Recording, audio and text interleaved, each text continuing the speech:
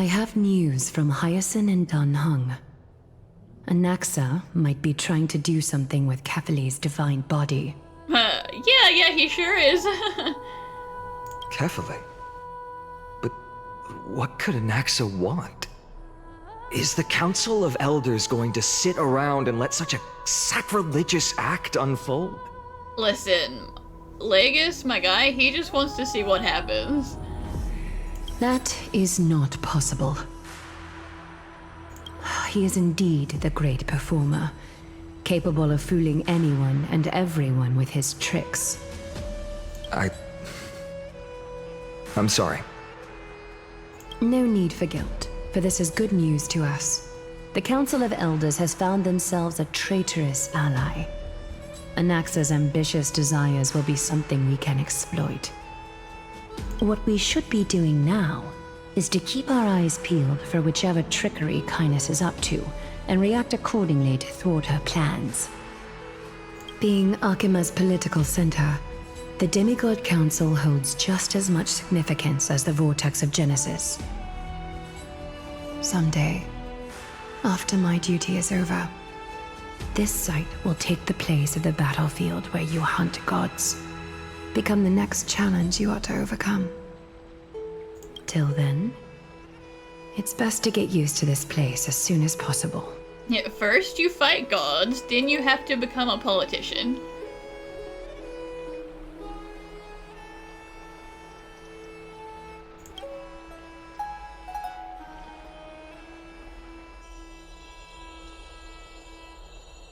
Preposterous! The Christos heirs only have their standing because of the Council of Elders! How dare they trample over it! Yeah, God, I'm so sorry for standing here at the entrance on your holy ground, God. It's been a while. Oh, hello. Hello, Oleg.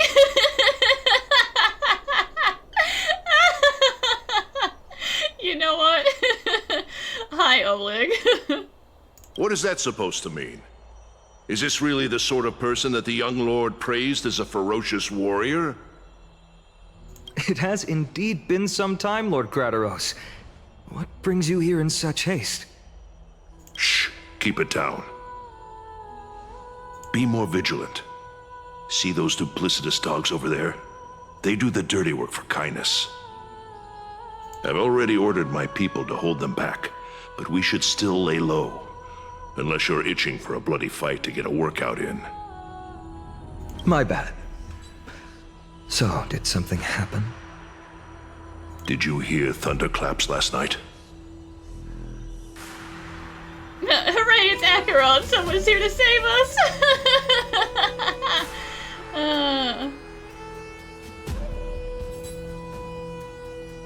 Thunderclaps are beacon signals of strife.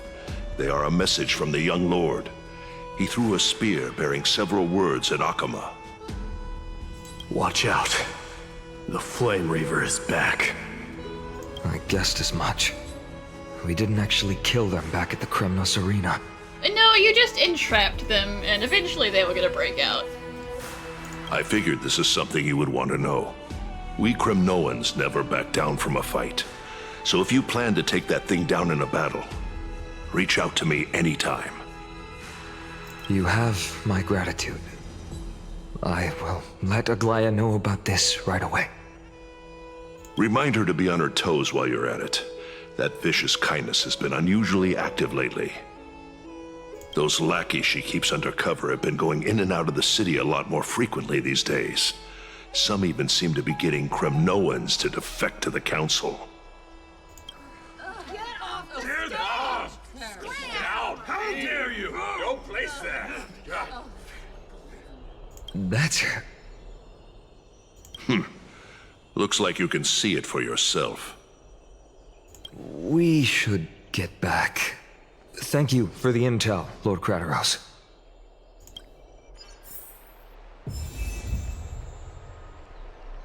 They're here.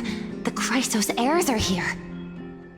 Oh, I should have gone back home to fetch a sacrificial vessel, some floral crowns, and frankincense to burn and offer.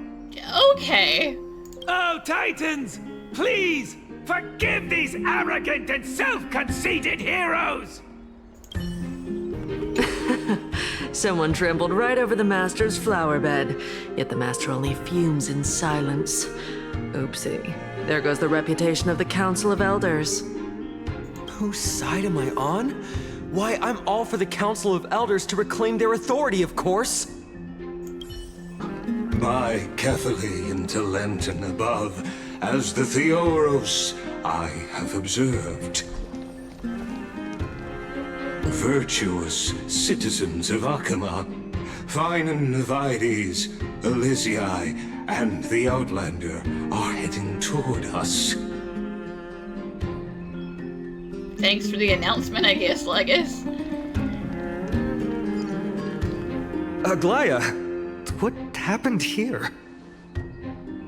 I know about the poisonous fangs of that king snake through the golden threads. In the past, I would be confident about keeping her in check, but I admit I am now unable to do so. What do you mean?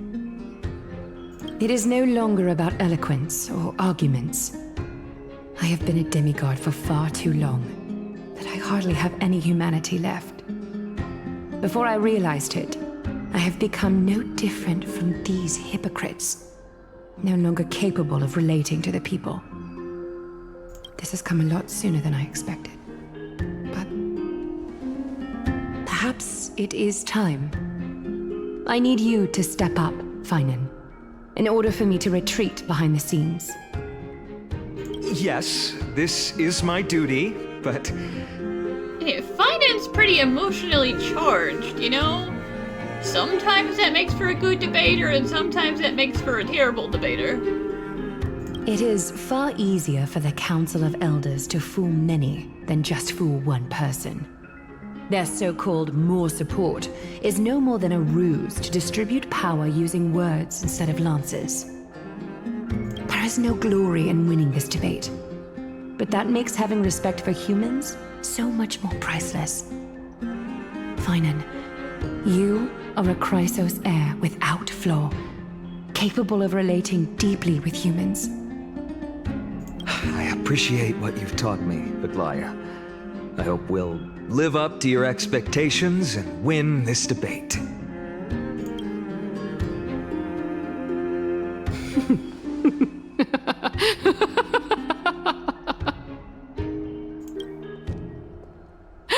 Oh, you've done well, Lord Calictus.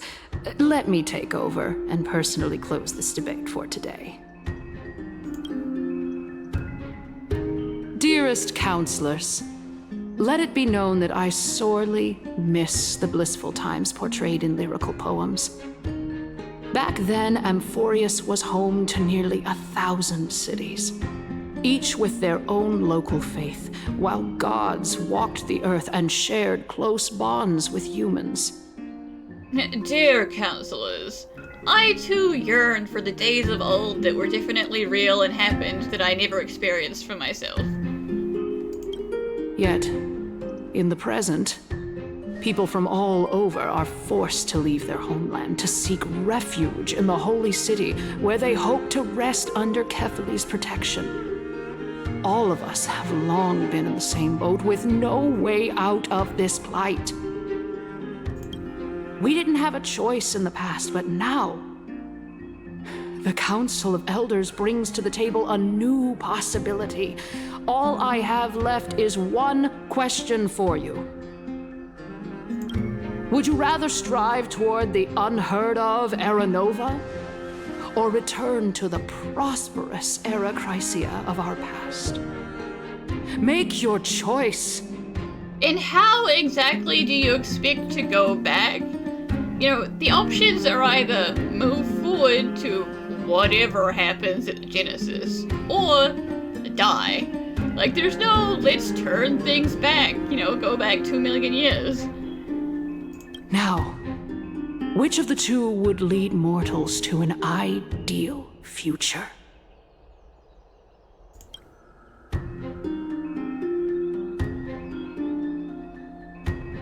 Listen, you guys don't even actually know what was going on back then, okay?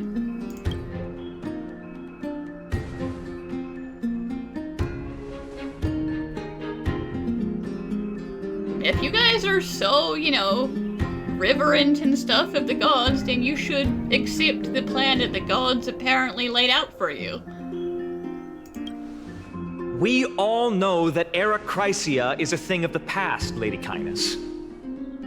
Please, enlighten me. How does the Council of Elders plan to turn back time? Let the 3 Titans of Calamity be born, and Anaxagoras is nevermore. But bring demise to those Titans, and Anaxagoras will descend upon us again. Listen, death isn't gonna stop happening because you kill Thanatos. That's just what you think. Thanatos existed back in the day.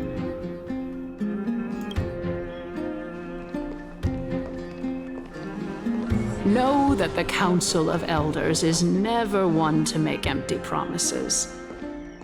Look at who we have on our side.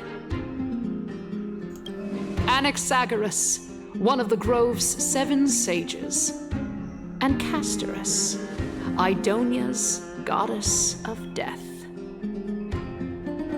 With the help of these 2 heroes, I can promise all of you that Anaxagoras will exist once more. I mean, that's just an assumption you're making. Like, you can kill Thanatos, you can kill Zagreus, you can kill Nigador, but then if you kill Nigador, that's the Black Tide and you're all dead, because Nigador's not, And by Nigador, I guess I mean Mighty, but anyway. You can kill them, but then before you have a chance to do anything else, the Black Tide is just gonna consume the entire world. Aren't they Chrysos heirs? They're supporting the Council of Elders instead? I don't know how I feel about that. Like, I'm anti-Chrysos heir, but now they're helping? Ugh. It's clear from the start that these heroes do not get along well in their group. All the more proof that Aglaya is unfit to speak on behalf of every Chrysos heir. I am in favor of Anaxagoras. Anaxagoras! Anaxagoras!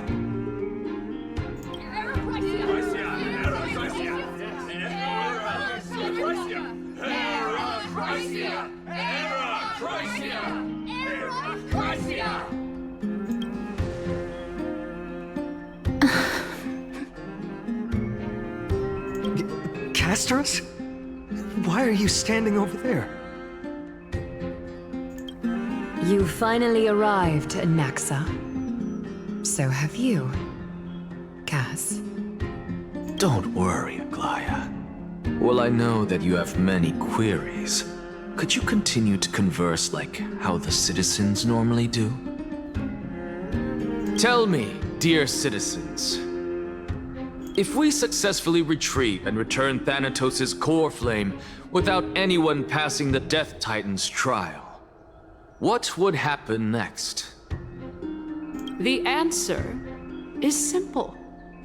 We will have a chance to rid the world of death and bring Amphoreus back to an era when all beings live forever. We'll usher in a new future that will be entirely different from the flame chase journey. He's one of the 7 sages. That's impossible. I really don't believe Your proposal is much too idealistic.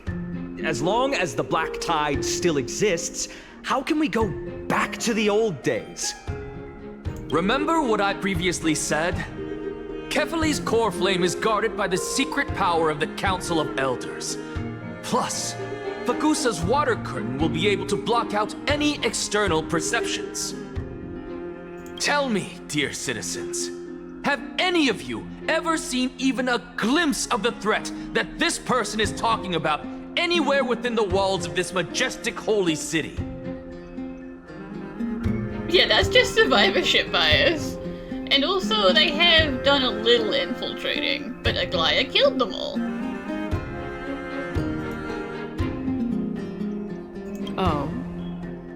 Could it be that you heard that from the Flame Reaver themselves?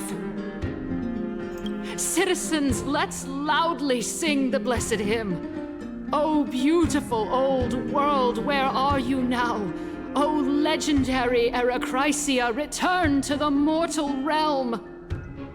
After the destruction of the 3 Titans of Calamity, the Flame Chase journey will have to end. Arakrysia!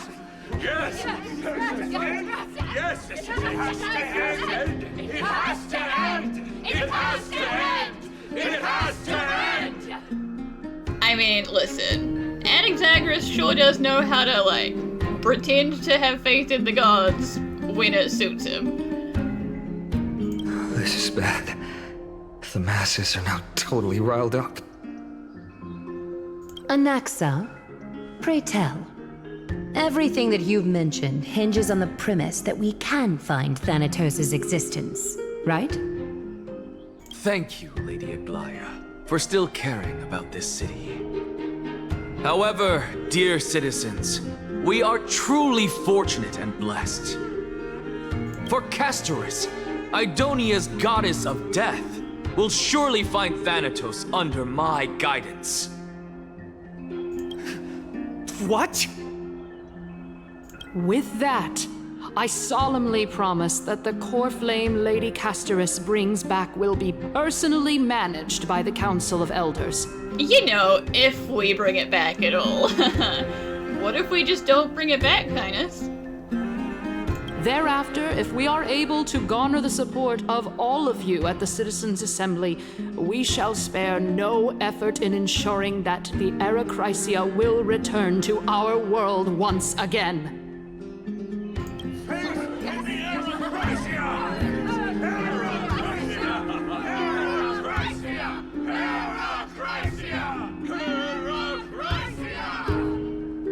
With the balance shattered, the result is clear. Buy carefully into Lenten above, as the Theoros I have observed. Akama has chosen her destiny. The issue up for discussion at this Citizens' Assembly shall be modified to the suspension of the Flame Chase journey. This resolution shall be put up on the Wall of Heroes, such that all citizens are aware of the city's way forward.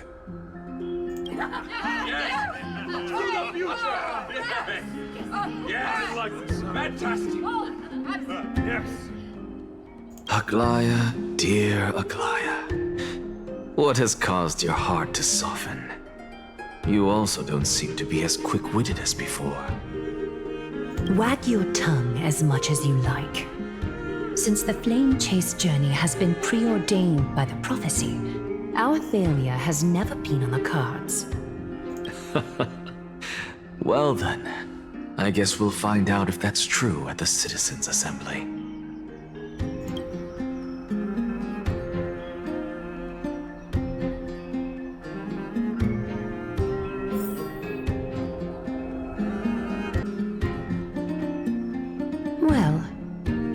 It seems that when I sent you to look for Anaxa, I unintentionally facilitated your partnership with him instead. My apologies, everyone. I know that you have many questions to ask me. I will answer them to the best of my knowledge. In that case, please tell us as much as you can.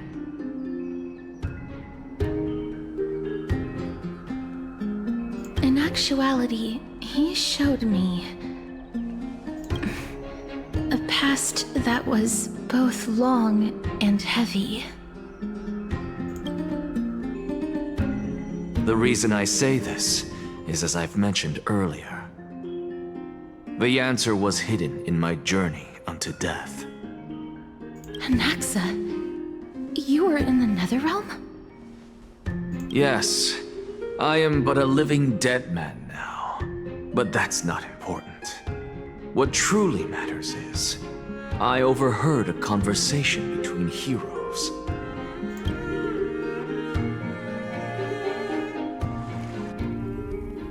Have you heard of this tale before? A tale about the ocean god's treasured pearl, our hometown. It was a seaside town which enjoyed the ocean breeze and glorious, peaceful times, thanks to the wisdom of its ruling queen.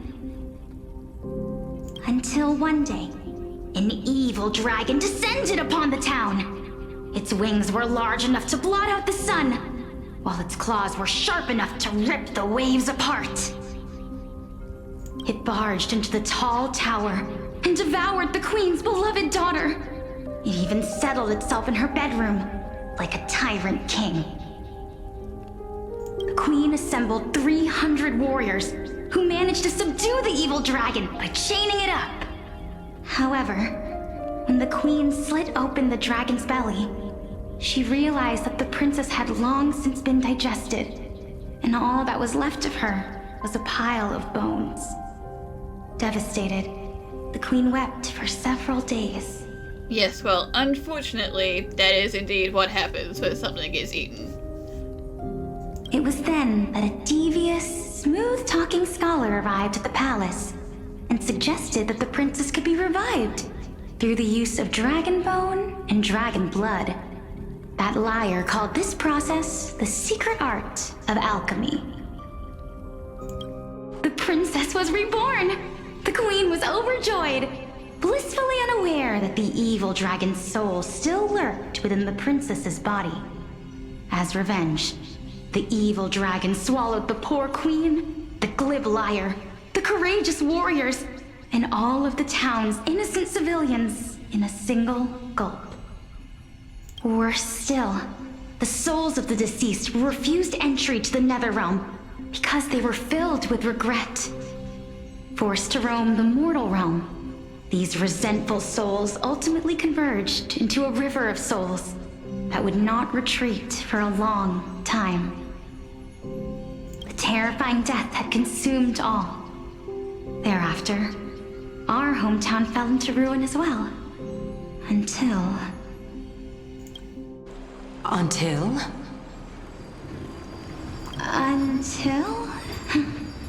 Actually, I don't know what happened next either. Oh, my... It seems that you still like to whet people's appetites even after all this time, Pelixia. Oh, alchemical Wilshire. Interesting. So, according to your story, this is how I used to look? It's practically a mirror image. I mean, what's the point in changing your appearance just because you've ascended, you know? And yet, what exactly is this? A miracle that I created with alchemy. As for what it is and how I was able to accomplish it, I'll keep the answers to myself for now. Oh, my goodness, is this cliffhanger really necessary? Quiet, Titan. Continue to enjoy this splendid play, and the truth will naturally reveal itself.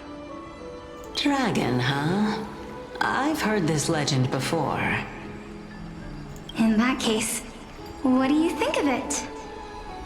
I think that this so-called alchemy was a tenuous analogy added to the story by future generations. After all, you've never heard of a tradition of alchemy in your hometown before, have you? Indeed. Before I left home to pursue my education, I never even knew that anybody was looking into this area of study. Therefore, we can just treat this tale as a fable told to young children. A fable, you say? If so, what moral is it trying to impart to the kids? Don't try and raise the dead? I guess it might be the concept of equivalent exchange? Oh? I thought the moral might be closer to something like honor the dead. Huh. What? At a loss for words? No, I merely realized that we're both thinking of the same principle. If life is priceless, then there is hardly anything else in this world that is of equal weight to it, right? Indeed. As expected of the wisest scholar in the land. You flatter me. Why don't I ask you a question as well, as a form of equivalent exchange? Of course. What is your question? If I imparted my knowledge of the art of alchemy to you, would you use it to resurrect someone you loved? What? What kind of strange question is this? I got it. You're just trying to get me to tell you whether I like anyone, right? Let's just leave it at that. That was rude of me. Yes, I would. Oh? Death is inevitable. In the days to come, I'm certain that someone whom I cherish deeply will leave me for good. If such a mighty power really existed, I think I would use it without hesitation. After all, you, me, and the rest will all have to face that fateful moment eventually.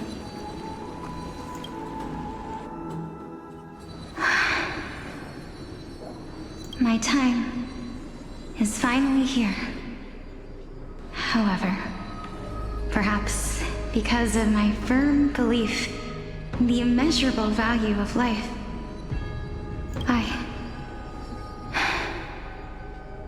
I am unable to complete the trial.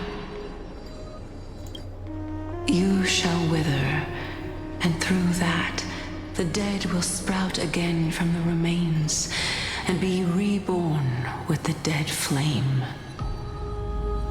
It is a pity that fate is such a cruel mistress.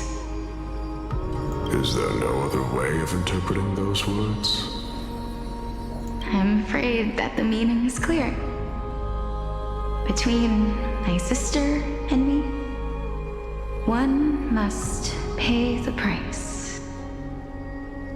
Our trial can only be completed when the one chosen sacrifices her life.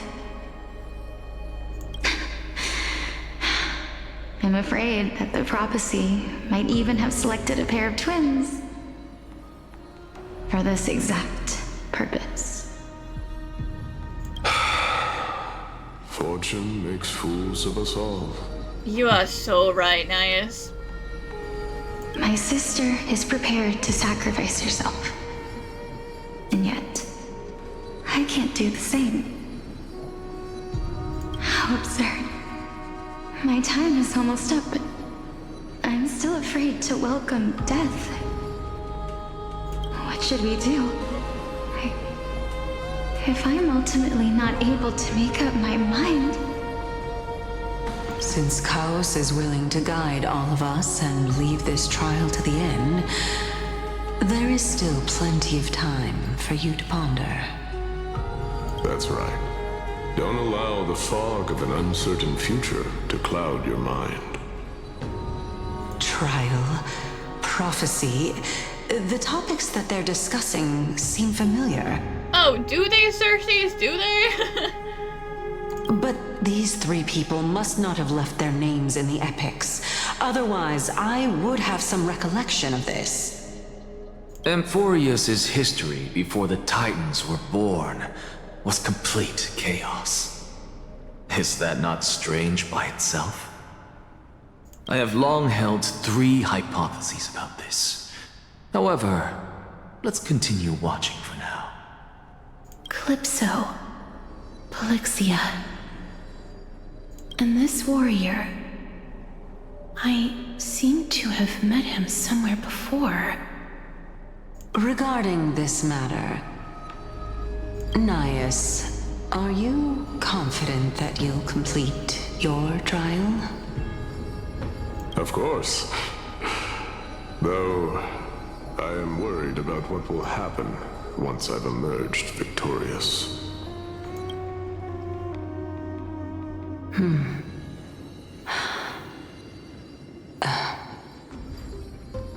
Looks like you have made up your mind.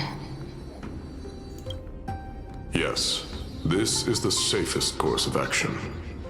Completely separating courage, honor, tenacity, sacrifice, and reason. You really know how to make things difficult. Wait, did he actually do that to himself first?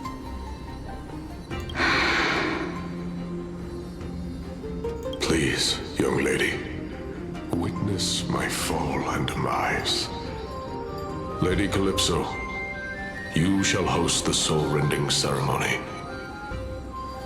I do not understand.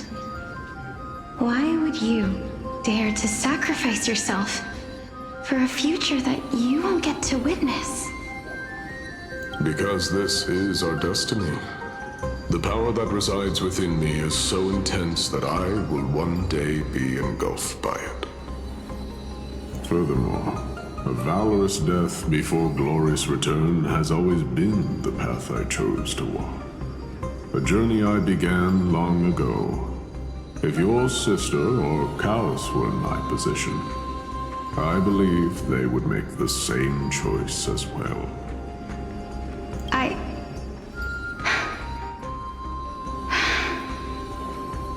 I'm not that brave.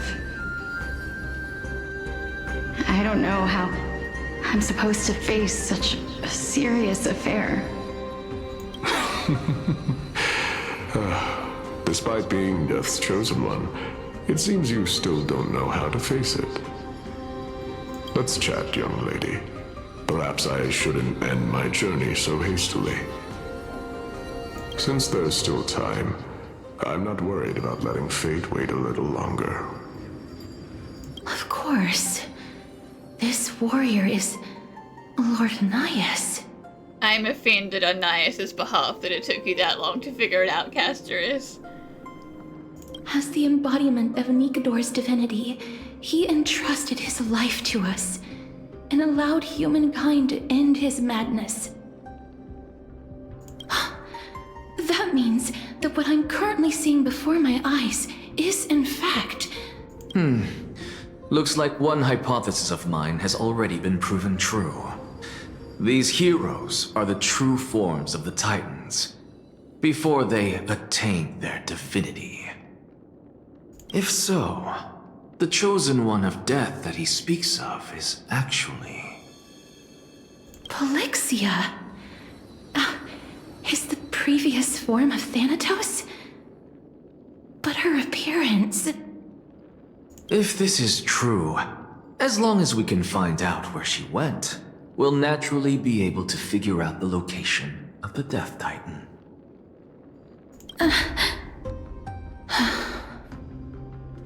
But before that, we first need to witness what ultimately happened to Lord Anias. Lord Anias' honor is sealed here. Incredible. The honor in this child's soul is so light.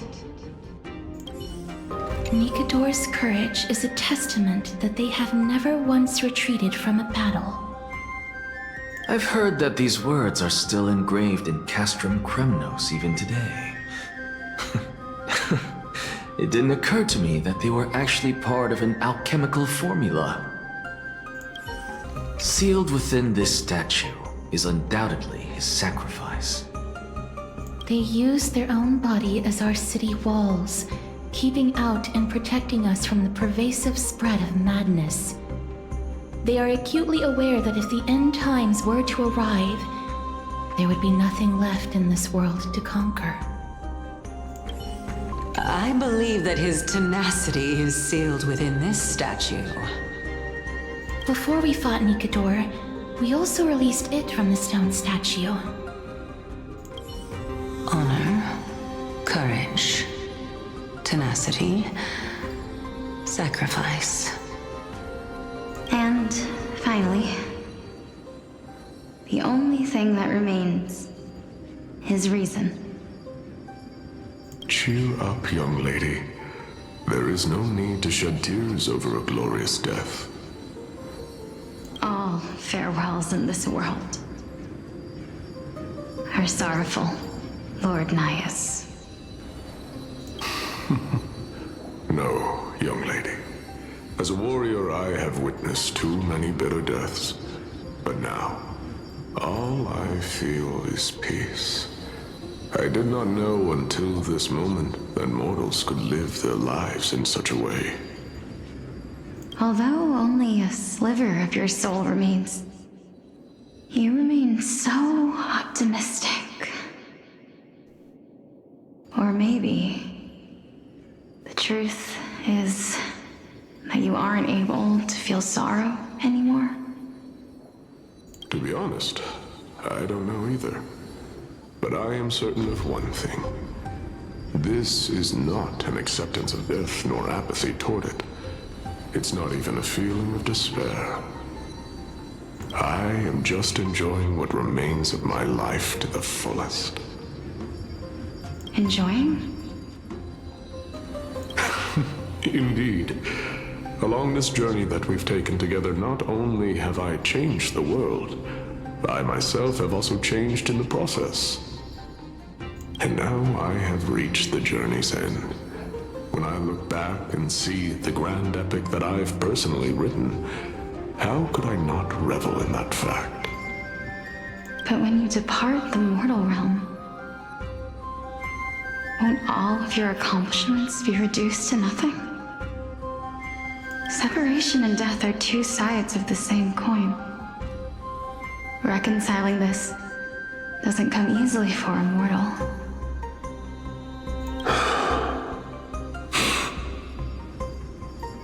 Finally, let me recount to you a story of mine, young lady. The first time I returned from the battlefield, I felt extremely hollow. The calamity had devoured everybody on the battlefield but me. When I returned to the city alone, the citizens held a banquet for me that was far from pleasant. I felt as though I was still on the battlefield, and the person who had returned was nothing but an empty shell. Yep, that'll be the survivor's guilt and some PTSD. It was late into the night by the time the banquet ended. My head still reeling, I returned alone to the barracks. On the way back, I encountered someone. It was a crazed scholar looking at the night sky and muttering to himself by the side of the road. Although I tripped over him and fell, I wasn't angry in the slightest. And maybe because I saw myself in him, I inexplicably asked him a question. Do you think that it'd be better if we just died on the roadside like a couple of stray dogs? To my surprise, he shrugged his shoulders and sighed. How does someone who is currently experiencing death, dying and living, afford the same amount of bliss? Now please go away and don't block my starlight.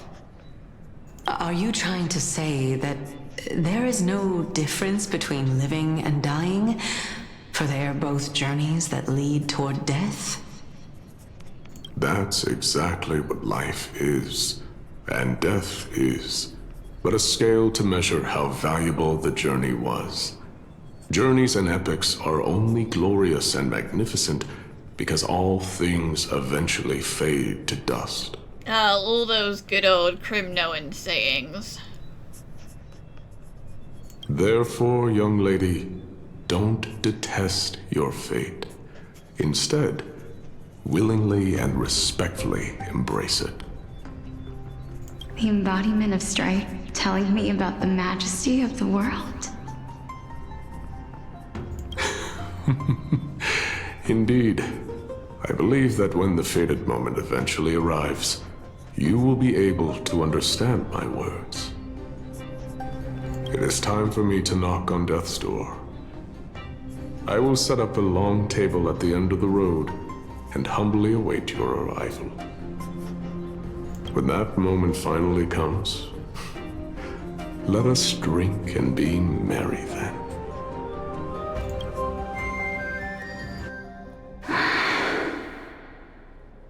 I knew this day would eventually come.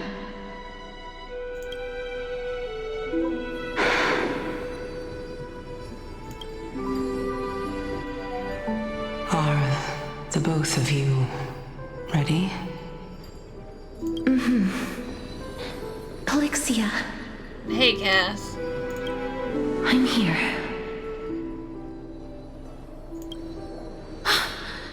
What? This... Pretends to be surprised. Listen, Castorice, this was like the previous, world run, so, if you don't remember, that's okay, because even Cersei doesn't remember, but, yes, this is indeed you. This is quite interesting indeed. Is this... Polixia's sister? Listen, you can't have Castor without Pollux. You can't have Pollux without Castor. They have to both be together, okay? That's just how it goes.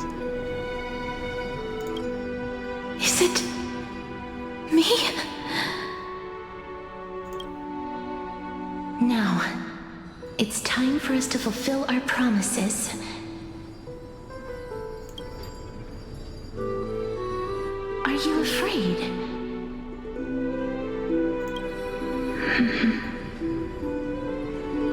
What are you afraid of? That I won't be able to do it.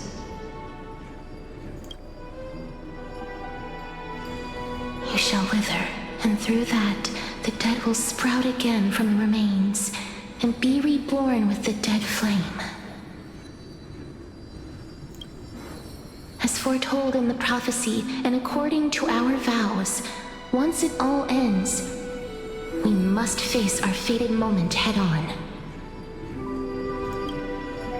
Even if it was prophesized, do we have no say in the matter? It's so unfair. Why are we the only ones who are forced into mutual destruction? Let me do it, sister. Let me be death's sacrifice. I was never long for this world anyway. But you're different.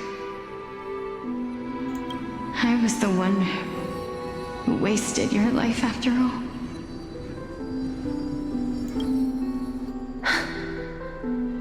You're wrong, Polixia.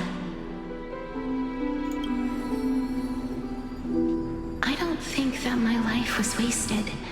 Just the opposite. When I finally arrived at this destination and looked back at the journey I took, I discovered that flowers had long since bloomed along the path I walked.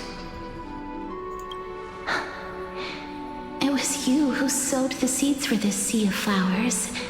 One that is more beautiful than the promised land at the end of the world. Besides, I have lived a fulfilling life. Even though I was fated for sacrifice, none of the things that I've experienced will dissipate. Instead, they'll forever live on as memories inside your head. Will they not? How could my memories of you ever compare to the actual you? Well then, tell me, what exactly are we?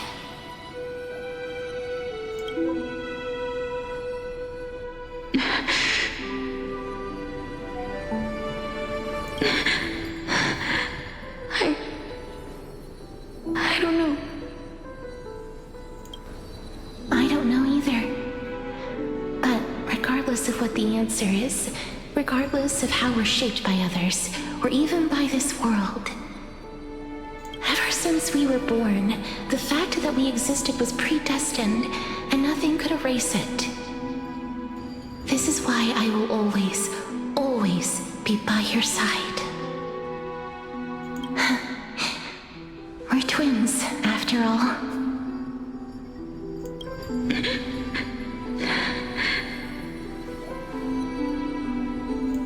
All right. night, my dear Polixia.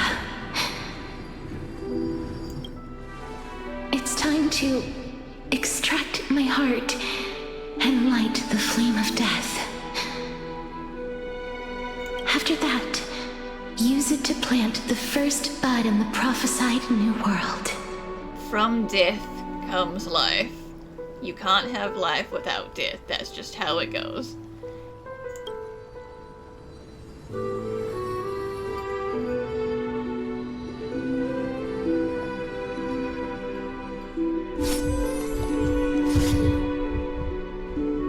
If I imparted my knowledge of the art of alchemy to you, would you use it to resurrect someone you loved? Death is inevitable. In the days to come, I am certain that someone whom I cherish deeply will leave me for good. If such a mighty power really existed, I think I would use it without hesitation. Even now, my answer remains the same. This is why, sister, I promise you, in the prophesied new world, I shall plant the first bud on your behalf. Go now. Return to the ocean god's treasured pearl, our hometown. I shall open wide the entrance to the Netherrealm and grant you a second life. The living beings on this earth shall respond to my call and lead you to the sacred daylight. Remember, do not look back on the land of the dead, and do not stop moving. In the new world promised by the prophecy, march toward your new life. As for the price of our equivalent exchange, let me be the one to pay it. Everybody, we've come to the end. Unfortunately, I am not compatible with the Supreme Being, so I was unable to completely fuse their soul into my own body. However, being able to glean all this from them is exciting enough. Yeah, listen, you've already got Cersei's in there, you can't just also bring Kefali in there, that's not gonna work.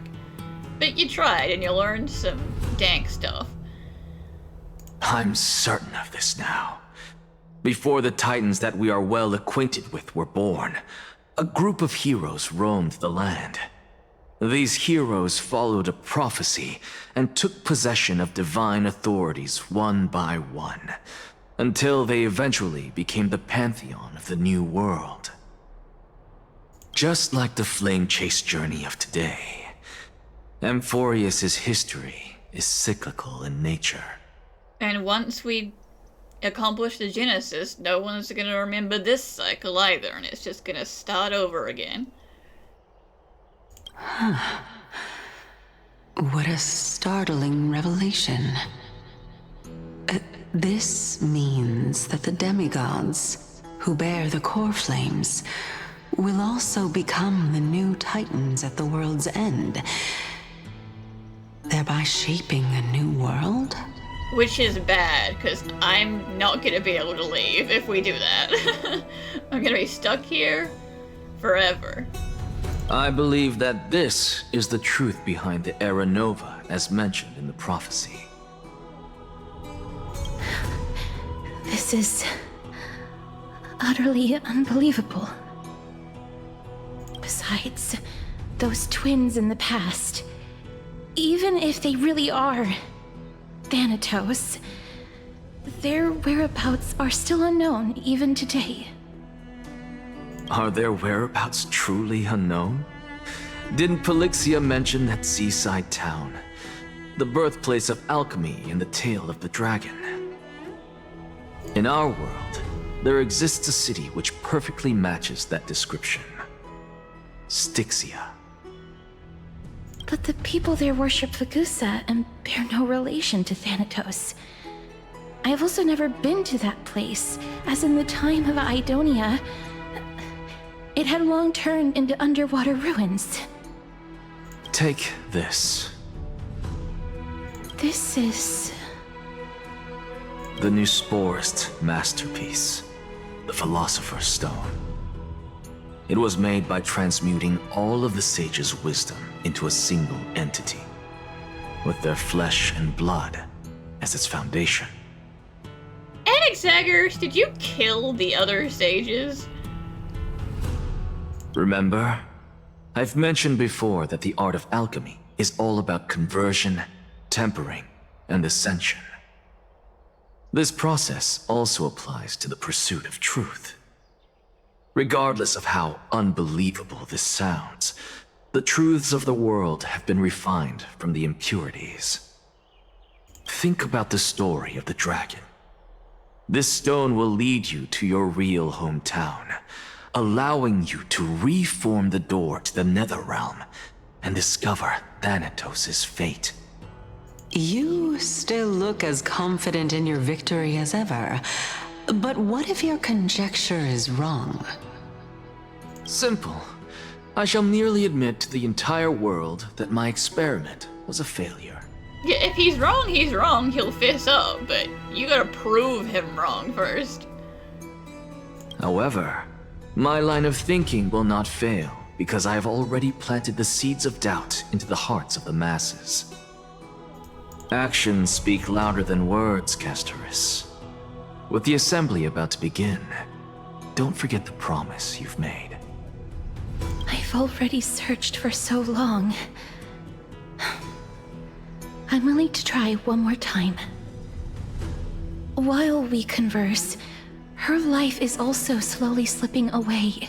Yeah, I mean, clock's ticking here. Cass doesn't have time to argue with you. She's just gonna accept whatever you say.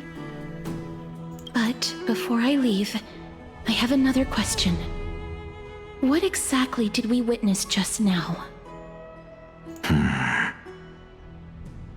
That was the world imprinted in Kefali's soul. The memory of chaos. If we are to prove its existence, you must take the final step. Go.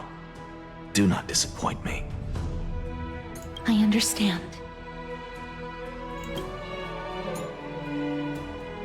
Hey, child of humanity.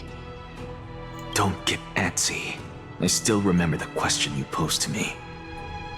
As a scholar, I do not wish to offer up ambiguous conclusions. Let's discuss this topic again when she manages to find the evidence. I merely wanted to ask, was that stone transmuted from your heart? If so, rebirth is no longer an option for you. Why not? When I was a child, I lost someone dear to me. When I was a teenager, I lost my faith. A while back, although you saved my life, I also lost my soul in the process. So, you know, what point is there in rebirth for him? Now I'm merely forsaking my body. What's the big deal? I've already lost everything else. I might as well double down. Why are you always finding ways to die? Isn't it good to be alive?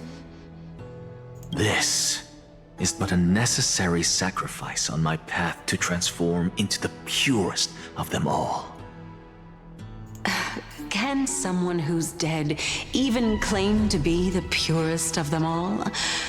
Furthermore, if your hypothesis is proven correct, does it not just confirm that the myths are true, and thereby invalidate all your theories?